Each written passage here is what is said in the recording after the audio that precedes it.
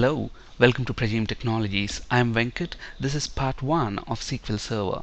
In this session, we'll understand how to connect to SQL Server using SQL Server Management Studio. What is SQL Server Management Studio and the different authentication methods that can be used to connect to SQL Server. Now, you need to have SQL Server Management Studio already installed on your machine.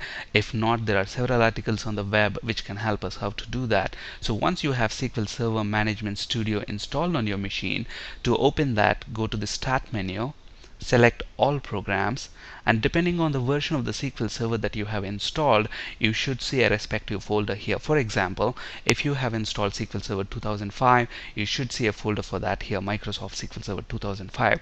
On my machine, I have Microsoft SQL Server 2008, so I see a folder for that. Expand that, and within that folder, you should see SQL Server Management Studio. Now select that. Once you select SQL Server Management Studio, you should see a Connect to Server window coming up, and this is the place where we specify the information that is required for SQL Server Management Studio to connect to a SQL Server database. Now, SQL Server Management Studio and the SQL Server database are two different things. Okay, so a database server typically contains all the tables and the data, any SQL Server management object that you create. For example, it could be trigger, view, tables, data related to those tables, etc. All of that will be stored centrally on that database server. And to connect to that database server, the client tool that we generally use is SQL Server Management Studio. So keep in mind, SQL Server Management Studio is just the client tool to connect to the database server, and it is not the server by itself. So in a typical development environment, the database server might be installed on one centralized machine, and usually developers can connect to that using a SQL Server Management Studio that's installed on their respective machine. In this example, you can see that we have 4 developers, and from each of the developer machine we can use the SQL Server Management Studio, specify the information about this database server. For example, from this developer machine 1, if I have to connect to the SQL Server database, okay, I need to tell, okay, this is the server name and user ID, password, and how do you want to connect from this machine to this server. Do you want to use Windows authentication or SQL Server authentication? Okay, the point to keep in mind, SQL Server Management Studio is just a client tool and not the server by itself. And now we will see how to configure SQL Server Management Studio to connect to a database server. So if we go back, okay, so this is the window that we typically see when we open up SQL Server Management Studio for the first time. Now, the first choice that we have to make is to specify the server type. Usually, it's the database engine. Okay, but if you want to connect to analysis services or reporting services or integration services, which are also respectively called as SSAS, SSRS, and SSIS. SSIS means SQL Server Integration Services, SSRS means SQL Server Reporting Services, and SSAS means Analysis Services. We don't want to connect to any of them. We just want to connect to the database server. So that's why we use the database engine here. Okay, in a later module when we talk about SQL Server Integration Services and Reporting Services, we will see how to connect to those databases using the respective options here. Okay, for now it's database engine, and you also need to specify the server name. Now, if you have an environment like this, where you have a database server on a centralized machine, then you need to specify the name or IP address of that server. Okay, but here on my machine, the database server and the SQL Server Management Studio both are installed on my machine. The database server is also present on my local machine. So if that's the case, then I can specify the IP address of my computer itself, the local IP address, which is 127.0.0.1. This is also called as loopback IP address if you're from a networking background. So to refer to the local machine, I can use the loopback IP address, which is 127.0.0.1, or I can also just say dot. So the dot specifies that I want to connect to the local server, or I can specify local keyword here. So any of these will tell the SQL Server Management Studio we want to find an installation of SQL Server database on the local machine and not over the network. So you can either use local dot or an IP address 127.0.0.1.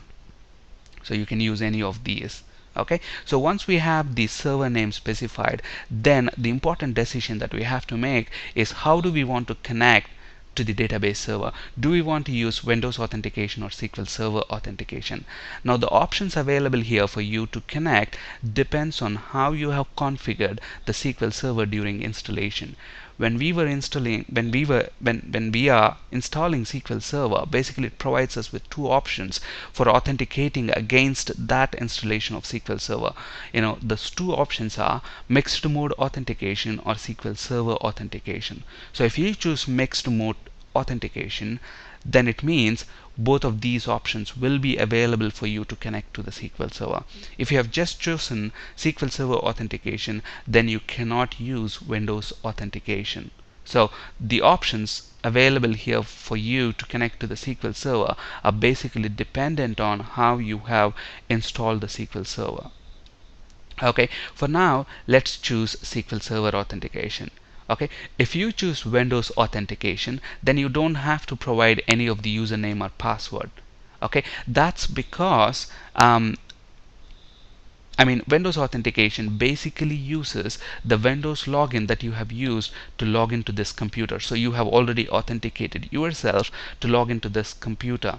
So basically that username and password, the Windows username and password, will be used to validate you against this database. On the other hand, you can also use SQL Server authentication. So when you use SQL Server authentication, when you are installing SQL Server again, you would have specified what is the username and password that you want to use to connect to this installation of SQL Server.